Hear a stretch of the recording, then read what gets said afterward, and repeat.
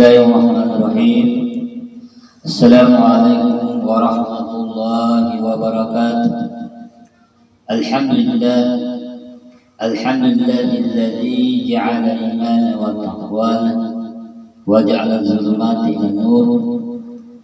Asyhadu an la ilaha illallah wa asyhadu anna Muhammadan 'abduhu wa rasuluh. Allahumma shalli wa sallim ala sayyidina Muhammad wa ala alihi wa ashabihi ajma'in. Wa qala ta'ala fi kitabil karim, a'udzu billahi minasy syaithanir rajim. Bismillahirrahmanirrahim. Inna a'tainaka al-kautsar fashalli li rabbika wanhar. Inna shaniyaka huwal abtar.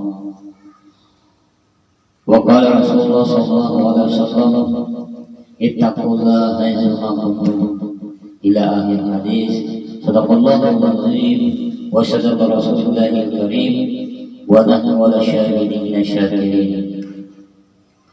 Rekan-rekan saya yang dimuliakan Allah Subhanahu wa taala, alhamdulillah, ucapan syukur tak henti-hentinya kita panjatkan kehadirat Allah Subhanahu wa taala atas segala limpahan rahmat, hidayah, kesehatan, kesempatan dan umur yang panjang, yang masih banyak nikmat-nikmat yang lain yang tidak kita mampu untuk menghitungnya. Mudah-mudahan kita semua dalam lindungan Allah Subhanahu wa taala.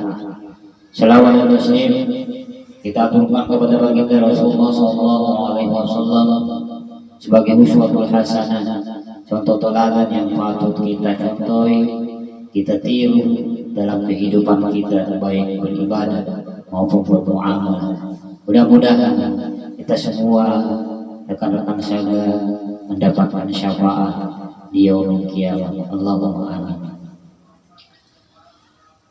Rekan-rekan yang dimuliakan Allah Subhanahu wa taala, kita telah usai melaksanakan Idul Adha, yaitu hari raya Kurban, dan kita juga sudah melaksanakan syariat Rasulullah sallallahu alaihi wasallam, Rasul dari Allah Subhanahu wa taala melalui Rasulnya, yakni berkurban. Rekan-rekan saya sudah melaksanakan kurban bersama. Mudah-mudahan kurban melalui pengorbanan materi, tenaga dan seterusnya mendapatkan keberkahan, mendapatkan pahala di sisi Allah Subhanahu wa taala. Mudah-mudahan tahun ke depan kita bisa tingkatkan lagi ibadah kurban dan semakin banyak hewan yang kita kurban di bulan-bulan atau di Idul Adha tahun berikutnya. Pada kesempatan hari ini insyaallah saya akan membawa satu tema, yakni perjalanan kita masih panjang. Kenapa saya mengatakan demikian? Karena kita masih berada di level dunia. Di level dunia, di tahap awal kita mengumpulkan amal-amal ibadah sebanyak-banyaknya untuk perjalanan yang begitu masih panjang, yang senantiasa kita harus mempersiapkan diri kita. Yang pertama, kita masih berada di alam dunia, dan dunia ini yang disiapkan oleh Allah Subhanahu wa taala, yakni alam di mana kita dituntut untuk beribadah sebanyak-banyaknya menjadi bekal nanti di hari kemudian. Dan setelah di alam dunia, kita akan menuju alam barzakh atau alam kubur. Ini fase kedua, di mana alam tersebut kita akan tinggal sendiri, ditemani oleh amal-amal kebajikan ketika kita di dunia. Maka menjadi sahabat kita adalah amal kebajikan kita ketika kita berada di liang lahat atau berada di alam kubur. Apakah ada penyiksaan? Apakah ada kebahagiaan? Jawabannya ada. Penyiksaan, kebahagiaan di alam kubur ada. Oleh karena itu, rekan-rekan saya yang dimuliakan Allah Subhanahu wa taala, agar kita senantiasa mempersiapkan amal kebajikan karena yang menemani kita adalah amal-amal kebaikan kita. Oleh karena di alam barzah atau alam kubur ini, Rasulullah SAW memberikan gambaran bahwa di dalamnya ada penderitaan, ada siksaan, dan ada pula kebahagiaan.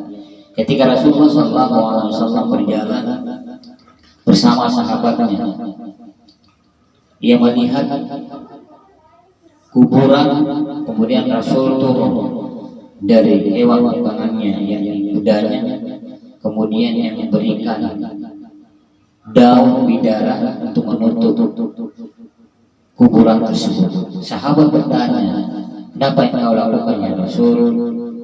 Rasul menjawab, "Dengan memberikan daun bidara setidaknya dapat mengurangi siksa seorang hamba di dalam kubur tersebut."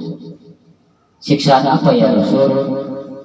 Rasul menjawab, yang mendapat siksaan oleh karena ketika dia hidup di dunia, dia tidak memperhatikan kebersihan. Dia tidak memperhatikan bagaimana istinja, bagaimana bersuci. Ketika dia membuang air kecil, ada percikan di celananya, kemudian dia memakai sholat, maka sholatnya batal. Maka disitulah yang mendapatkan siksaan. Sekecil apapun yang kita lakukan, maka kita mendapatkan ganjarannya di alam kubur. Berapa lama penantian kita? Begitu panjang penantian. Orang tua kita telah mendahului kita. Udah berapa lama? Nenek dan kakek kita udah berapa lama di dunia lahat? Ada yang 10 tahun, 20 tahun, 30 tahun, bahkan ada yang sudah ratusan tahun menanti hari kebangkitan. Inilah fase yang ketiga, di mana nanti kita dibangkitkan oleh Allah Subhanahu wa Ta'ala melalui tiupan sangkakala. Nah, tiupan sangkakala ini, maka kita akan semua akan mati, tidak ada lagi tumbuh-tumbuhan, hewan, manusia, semua akan mati. Maka ketika ditiupkan sangkakala ini, maka dibangkitkan lagi. Maka kita berada di fase hari kebangkitan. Di sini hari kebangkitan juga kita dipertanggungjawabkan oleh Allah Subhanahu wa Ta'ala, karena kita berada di satu naungan, di satu lapangan yang luas, yakni pada mahsyar. Pada mahsyar penantian juga cukup lama, sejengkal dari jarak matahari, begitu panas kita akan alami rekan-rekan sekalian, begitu mengerikan. Maka kita senantiasa selalu mengingat hari-hari kita dalam melaksanakan kebajikan. Setelah di pada mahsyar, kita akan mendapatkan naungan, yakni naungan Rasulullah SAW, yaitu berupa syafaat yang diberikan Allah melalui Rasulullah SAW. Setelah itu kita dihisab, dihitung apakah amal kita layak diterima atau tidak. Maka rekan-rekan yang dimuliakan Allah Subhanahu wa Ta'ala, maka beribadahlah sesuai dengan ilmu tuntunan Allah dan Rasul. Ketika tidak beribadah dengan tuntunan Allah dan Rasul, maka amal ibadah kita akan dihisab, diminta pertanggungjawaban oleh Allah Subhanahu wa Ta'ala apakah ibadah kita berkualitas atau tidak. Setelah kita dihisab, kemudian kita akan diberikan amal catatan. Ya, ibaratnya ketika kita hadir di sekolah menerima rapor anak kita, atau kita sendiri yang menerima rapor itu, ketika rapor itu ternyata merah semua, maka kita akan terkejut, kaget, akan menyesal, kenapa saya tidak belajar dengan baik. Nah, begitupun nanti ketika Allah memberikan amal, kitab amalnya kepada kita, atau catatan amal yang diberikan malaikat kepada kita, kita akan melihat sendiri bagaimana catatan amal-amal kebajikan kita. Maka inilah rekan-rekan sekalian ketakutan para ulama, para ahli ibadah, orang-orang syufi, diakibatkan perjalanan kita ini masih panjang. Setelah catatan itu diterima, kemudian kita ditimbang lagi. Ya, catatan itu ditimbang. Maksud amal kebajikan kita ditimbang oleh Allah Subhanahu wa Ta'ala, mana yang lebih dominan, Apakah amal kebajikan atau amal yang menyimpan dari ajaran Allah Subhanahu wa taala. Oleh karena rekan-rekan sekalian, maka disinilah kualitas amal ibadah kita akan ditimbang oleh Allah Subhanahu wa taala. Setelah itu rekan-rekan sekalian, kita akan berjalan di titian, kita akan berjalan namanya jalan syirat, jalan yang terbentang luas. Namun masih ada juga hamba-hamba Allah yang terjatuh, tergelincir, padahal jalan itu sangat lebar dan sangat luas.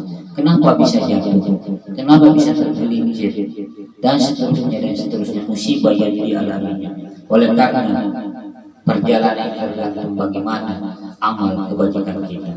Setelah itu rekan-rekan sekalian, kita akan menemukan telaga Al-Kautsar yang disiapkan Rasulullah SAW kepada umatnya ketika perjalanan kita begitu melelahkan, mulai dari dunia begitu melelahkan, di alam kubur juga penantian cukup panjang, kemudian kita dibangkitkan daripada mahsyar, kemudian kita diberikan syafaat, setelah itu hisab dan catatan amal kebajikan kemudian ditimbang lagi, maka kemudian kita diperjalankan perjalanan itu panjang, yaitu jalan Shiratal Mustaqim. Maka Rasulullah SAW begitu sayangnya kepada umatnya, kepada umatnya sehingga yang menyiapkan sungai telaga. Ketika kita meminumnya, maka rasa haus itu akan hilang, rasa lelah itu akan hilang. Maka kita diberikan oleh Allah Subhanahu wa taala yakni surga.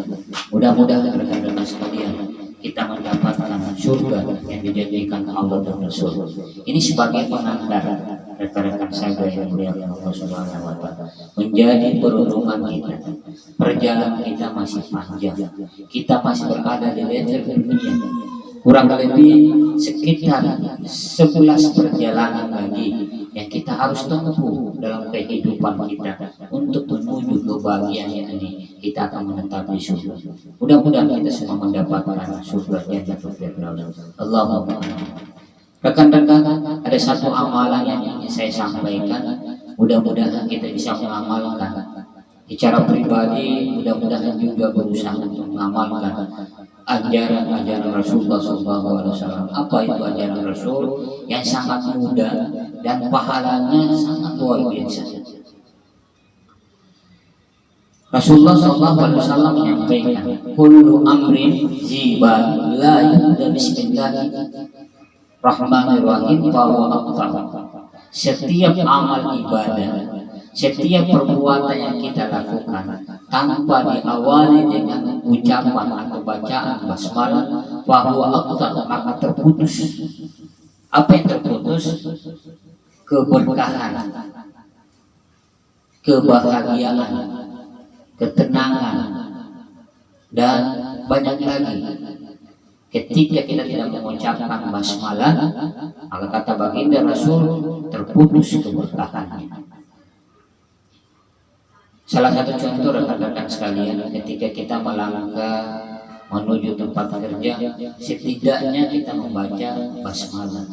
Bismillahirrahmanirrahim. Kita membaca basmalah. Ketika kita naik kendaraan, sekurang-kurangnya kita baca basmalah. Bismillahirrahmanirrahim. Dan seterusnya dan seterusnya. Ini ganjaran luar biasa.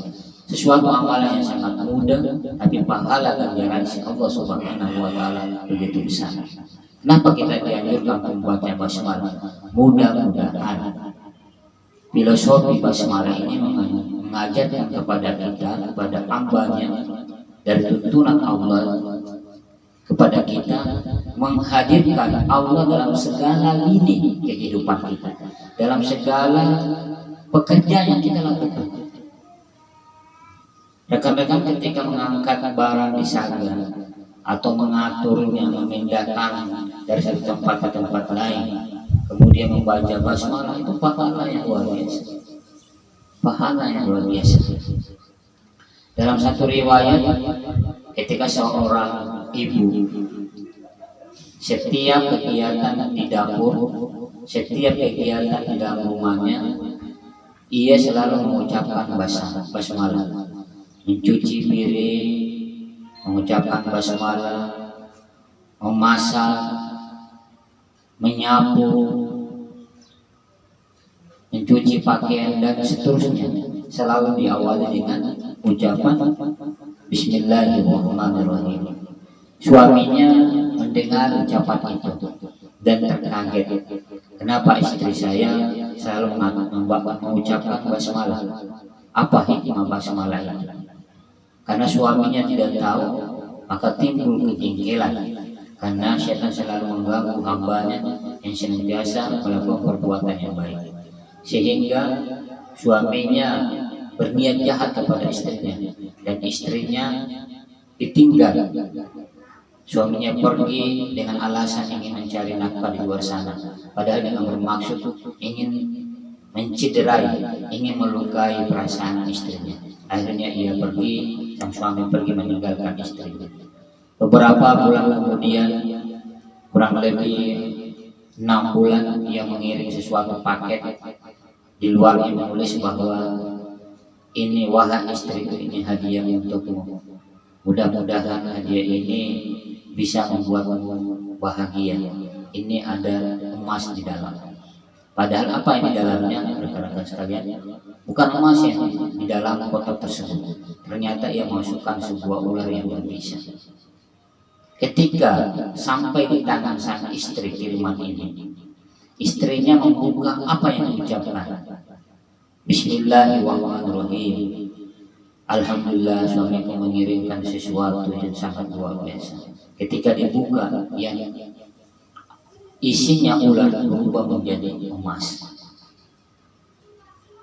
Nah, ini dari ungkapan basmalah itu, istrinya merasa bahagia dengan niat yang tulus bahwa betul-betul suaminya yang kirim dari hasil kerja suaminya. Setelah itu kurang lebih 3 bulan kemudian suaminya pulang, melihat rumahnya yang berubah sekali. Yang dulunya gubuk sekarang menjadi rumah yang begitu mewah. Kemudian yang kaget, apakah ini rumah saya atau bukan? Maka keluarlah istrinya di pekarangan rumah, kemudian dia melihat suaminya, dan suaminya menghampiri istrinya dan mengatakan, ini rumah siapa? Dia mengatakan, ini rumah kita. Bukankah engkau telah mengirim emas kepada saya, dan hasilnya saya jual, kemudian saya membangun rumah ini, dan alhamdulillah rumah ini milik kita. Maka disinilah terungkap rahasia. Suaminya berterus terang bahwa sebenarnya itu bukan emas di dalamnya, ternyata itu ular yang saya kirim untuk membunuh. Tapi kenapa bisa berubah? Apa kata istri? Saya mengucapkan Bismillahirrahmanirrahim ketika membuka kotak itu, dan ternyata isinya emas. Ini potret sebuah kisah yang mungkin dalam benak kita di zaman modern ini mustahil, tapi tidak ada kata mustahil bagi Allah. Rekan-rekan itu pernah mendengarkan bahasa orang-orang tua dulu, dengan mengucapkan basmalah dia bisa mampu menyeberangi sungai, dengan mengucapkan basmalah dia bisa melawan singa, memerintah binatang yang buas. Dengan baca bismillah dia bisa kebal dari senjata tajam, tidak terkena peluru. Dengan baca basmalah yang racun menjadi obat, yang sakit menjadi sembuh. Ini semua dari kemujizatan Al-Quran melalui basmalah, Bismillahirrahmanirrahim. Masih banyak ayat-ayat Allah juga yang ketika kita yakini kebenarannya, maka itu menjadi obat semua.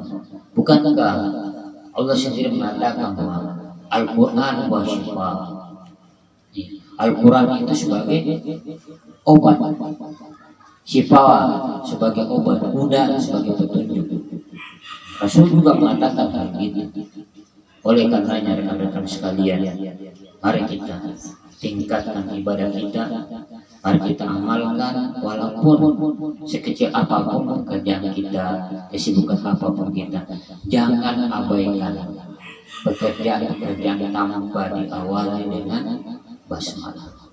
Dengan basmalah insya Allah akan mendatangkan keberkahan baik kita di rumah apalagi di tempat kerja, sehingga tempat yang kita mencari nafkah menjadi berkah semuanya.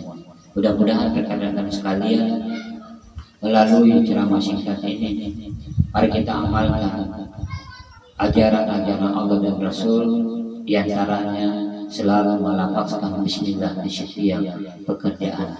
Apapun pekerjaan yang kita lakukan, kita memohon kehadiran Allah di dalam diri kita, sehingga kita bekerja jujur, transparan, tidak malas, tidak hanya mau berbuat karena ingin dipuji, karena dilihat atasan, tetapi Allah senantiasa melihat kita, memantau kita dalam kehidupan kita sehari-hari. Sebagai kesimpulan, yang pertama, dengan Idul Kurban yang kita sudah lakukan, kita sudah berkurban, mudah-mudahan kita bisa tingkatkan lagi. Dan yang kedua, mari kita senantiasa berperbanyak amal ibadah kita, karena perjalanan kita masih panjang menuju surga. Perjalanan yang berliku-liku membutuhkan amal ibadah yang begitu banyak. Maka rekan-rekan sekalian, renungkanlah, perjalanan kita masih panjang, apa yang kita persiapkan untuk menggapai surga. Sebelum saya menutup doa dengan doa, saya memberikan sebuah pertanyaan kepada rekan-rekan sekalian. Pertanyaan, terjemahkan ayat Bismillahirrahmanirrahim yang benar dan tepat. Terjemahkan ayat Bismillahirrahmanirrahim yang benar yang tepat. Kita memohon kepada Allah Subhanahu wa Ta'ala, mudah-mudahan pertanyaan ini sangat mudah, dan saya harapkan jangan sampai salah menerjemahkan, ya. Tapi bagaimana terjemahan ini dengan benar dan tepat. Bismillahirrahmanirrahim. Alhamdulillahirabbil alamin. Allahumma shalli wa sallim ala sayyidina Muhammad wa ala alihi wa ashabihi ajma'in. Allahumma ighfir lana wa liwalidayna warhamhuma kama rabbayana shighara. Rabbana taqabbal du'ana innaka antas samiul alim wa tub 'alaina innaka antat tawwabur rahim. Ya Allah, kami berkumpul untuk mendengarkan tausiah ajaran-ajaran-Mu ya Allah. Mudah-mudahan apa yang kami dengar, mudahkan kami untuk melakukan ya Allah. Mudah-mudahan menjadi amal ibadah kami ya Allah, menjadi amal ibadah kami di hari kemudian ya Allah. Ya Allah, tempatkanlah kami semua berada dalam surga Jannatul Firdaus. Rabbana taqabbal du'ana innaka antas samiul alim. Ya Allah, kabulkan doa kami ya Allah, karena Engkau Maha mengabulkan segala doa. Rabbana atina fid dunya hasanah wa fil akhirati hasanah wa qina adzabannar. Wa sallallahu ala sayyidina Muhammadin wa ala alihi wa sahbihi ajma'in. Walhamdulillahi rabbil alamin. Kurang lebih mohon dimaafkan. Akhir kalam. Assalamualaikum warahmatullahi wabarakatuh.